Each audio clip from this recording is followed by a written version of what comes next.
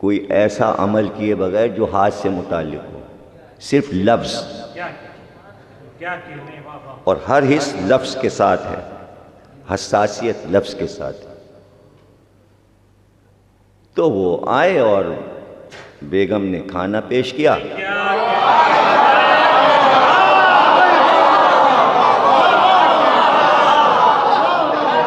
और पंखा जलने लगी, धूप में आए हैं ताकि पसीना खुश्क हो जाए।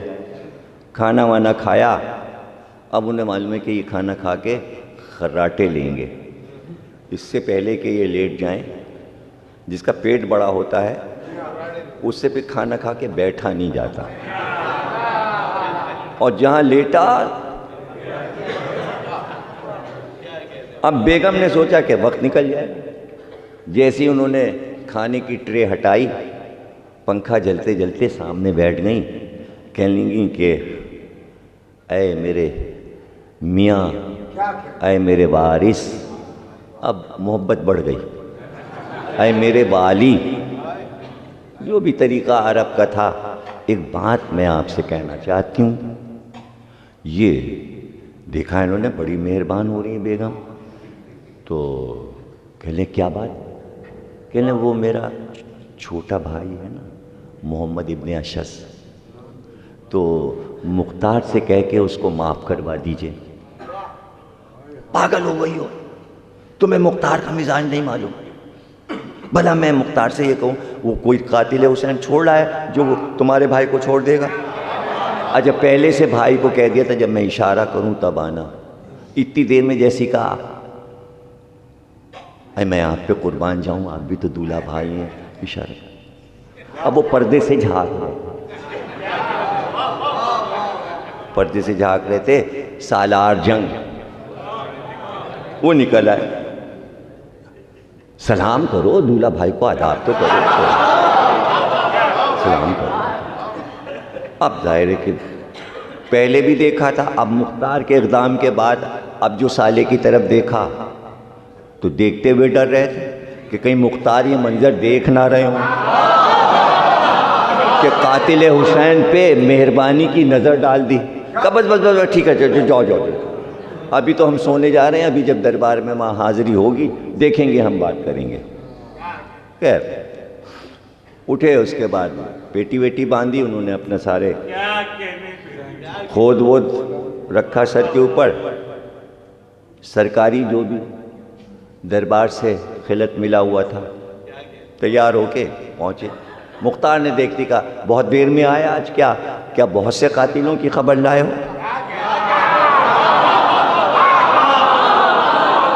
या किसी अहम कातिल की खबर लाए हो? अब्दुल्ला इब्ने कामिल ने, नहीं अमीर, बात ये, आज तो मैं वो खाने इतने अच्छे बेगम ने पकाए थे। एक तो तुझे मालूम है अमीर मैं कम खाता हूँ, आज खाता ही चला गया।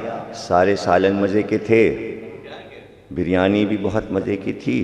फिर जो खाया अमीर तो फिर नींद आ गई, तो आज तो मैं कहीं निकल ही नहीं सका।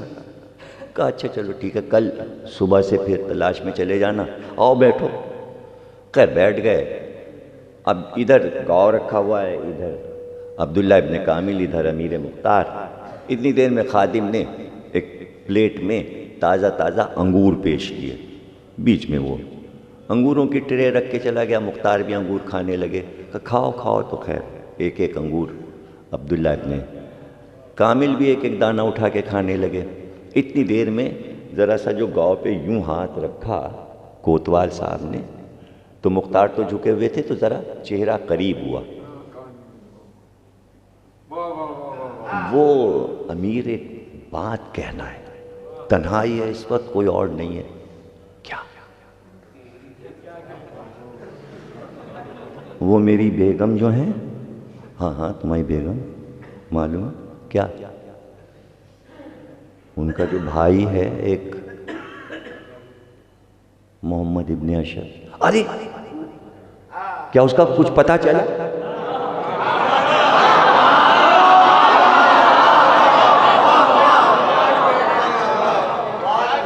अमीर नहीं कुछ पता तो नहीं चला, लेकिन वो शायद आया था मेरे घर और उसने बेगम से कुछ सिफारिश की है और वो चाहता है कि मैं अमीर से सिफारिश करूं कि उसकी जान बख्शी हो जाए। अच्छा देखेंगे, चलो देखेंगे, ठीक है कोई बात। अरे अब्दुल्ला इब्ने कामिल, ये तुमने अकीक कब लिया था? जरा ये अंगूठी तो दिखाना। अरे अमीर, ऐसी ऐसी अंगूठियां तो आप पे कुर्बान, मैं जाऊंगा तो देखिएगा ना, आपके लिए नई अंगूठी बनवा दूंगा। मुख्तार कहने लगे नहीं नहीं नहीं भाई, ये वाली दे दो जो तुम पहने हो। उन्होंने उतार के दे दी, मुख्तार ने अंगूठी पहन ली। खुश हो गए, अमीर ने मेरी अंगूठी मांगी। खाली हाथ हो गए, उंगली खाली हो गई। मुख्तार ने कहा अच्छा आप देखो भाई, ज़रा तुम बैरूने कूफा चले जाओ, लश्कर का एक पूरा रिसाला ले लो और कोई 1000 सिपाही ले जाओ और सब इधर उधर बिखर जाना और पता लगाओ कातिलों के बारे में। कहना अच्छा ठीक है। इतने क्या, हैट उठा के सर पे रखी और बाहर गए। पलटन तैयार थी, उसके साथ घोड़े पे बैठे निकल गए। इतनी देर में अपने खैर गुलाम को, जो सर गिना करता था डंडा लेके, हाँ अमीर क्या बात है? कहा ये अंगूठी लो, खैर उंगली में पहन लो, अब्दुल्ला इब्ने कामिल के घर जाओ और अब्दुल्ला की बीवी से कहना जो भी तुम्हारे घर में छुपा है उसको मुख्तार बुलाते हैं। अगर वो कुछ 3-5 करे तो अंगूठी दिखाना, कहना ये मोहर की अंगूठी है कोतवाल साहब की, ये देख पहन लो, अपने मियाँ की अंगूठी पहचानो। तो फौरन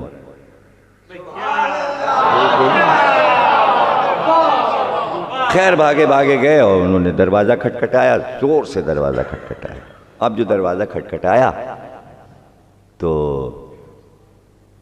कहने लगी अरे देखना तो ज़रा दरवाजे पे कौन पीटे दे रहा है दरवाज़ा। हम नहीं जाएंगे।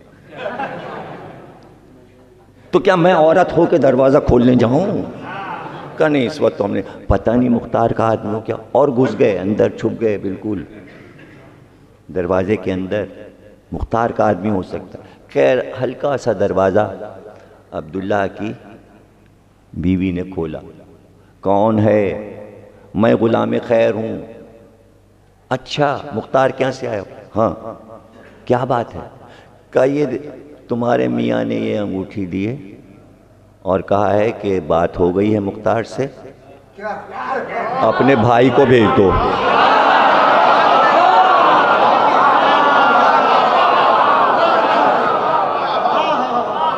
अरे बहन जल्दी आओ, बाहर आओ, बाहर आओ, बुलाते हैं तुमको, बात हो गई। हम तो जानते थे हमारे मियाँ पटा लेते हैं। हाँ काम तो बन, ऐसे ऐसे खाने मैंने खिलाए थे कि वो तो नशा हो गया होगा उनको, और हो सकता है मुख्तार को बताया हो क्या क्या खा के आया हूँ, और मुख्तार ने भी शायद कहा होगा हमें भी एक दिन पकवा देना अपनी बीवी से, मैं मुख्तार को भी ये खाने भेजूंगी, जाओ तुम्हारी सिफारिश कर दी।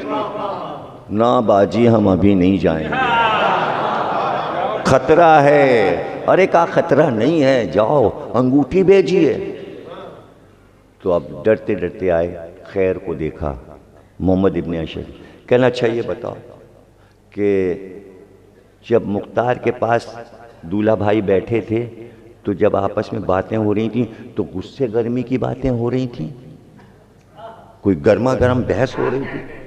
खैर कहने लगा अरे खैर से ऐसे दोनों के मूड अच्छे थे, ये भी हंस रहे थे वो भी हंस रहे थे। कभी मुख्तार इनके जानू पे हाथ मारे, कभी उनके हाथ पे हाथ मारे, बड़े हंस हंस के दोनों बात। अच्छा इसके माने मुख्तार का मूड अच्छा है। बहन कहनी हाँ हाँ चले जाओ, हंसी मजाक हो रहा है दोनों में, इसके माने मामला तुम्हारा तय हो गया। जब भी तो, वरना अगर बिगड़ जाता तो उनका भी मूड ख़राब होता, वो भी गुस्से में होते, ये भी गुस्से में होते। खैर खैरा नहीं, दोनों हंस रहे हैं। अब वहाँ हैं कहाँ अब्दुल्ला इब्ने कामिल, वो तो भेजे जा चुके हैं। आगे आगे खैर, पीछे पीछे मोहम्मद इब्ने अशस। उनका भाई मुख्तार के सामने हम तुम्हें पेश करते हैं, अभी पूछ लें। मुख्तार से जाके कहा, खैर ने वो आ गए, लाओ उनको, लाओ उनको। जैसे ही मुख्तार के सामने अशस का बेटा आया, मुख्तार ने डांट के जल्लाद को बुलाया और कहा, इसको पकड़ लो और इसके जिस्म के टुकड़े टुकड़े करने हैं। क्यों? तूने हुक्म दिया था कि घोड़ों के सुमों की नालें बदली जाएं। तूने हुसैन की लाश पर अपना घोड़ा भी दौड़ाया था, उन 100 आदमियों के साथ तू भी शामिल था। और फिर उसके बाद मुख्तार का ये कहना, मारा गया, टुकड़े टुकड़े हुआ मोहम्मद इब्ने अशस, हज़रत मुस्लिम का कातिल, लाश हुसैन पे घोड़े दौड़ाने वाला। लेकिन सबसे बड़ा जुर्म इसका जो है, जिसे सुनकर मुख्तार ने अपने मुंह पर तमाचे मारे। बता तो सही, क्या क्या जुल्म किए? सानी ज़हरा की चादर छीनी थी तूने,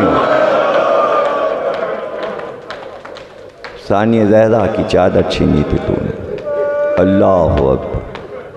और क़यामत खेस जो मक़तल निगार और मौरिख़ीन लिख गए और मुख्तार ने कातिल की ज़बान से कहलवाया, और वो जुमले पढ़ते हुए सुनते हुए कम से कम चाहने वाले तो कांपने लगते हैं और लरस जाते हैं, इसलिए कि इससे बड़े मसाइब नहीं हैं। और ये बात ये इमाम ज़ैनुल आबिदीन अलैहिस्सलाम ने मदीने में भी बयान की, कातिल ने मुख्तार के सामने बयान की। और यह है कि जब चादर छीनी हज़रत ज़ैनब की, तो मोहम्मद इब्ने अशस ने हज़रत ज़ैनब को ऐसा तमाचा मारा कि कान का बुंदा गिर गया,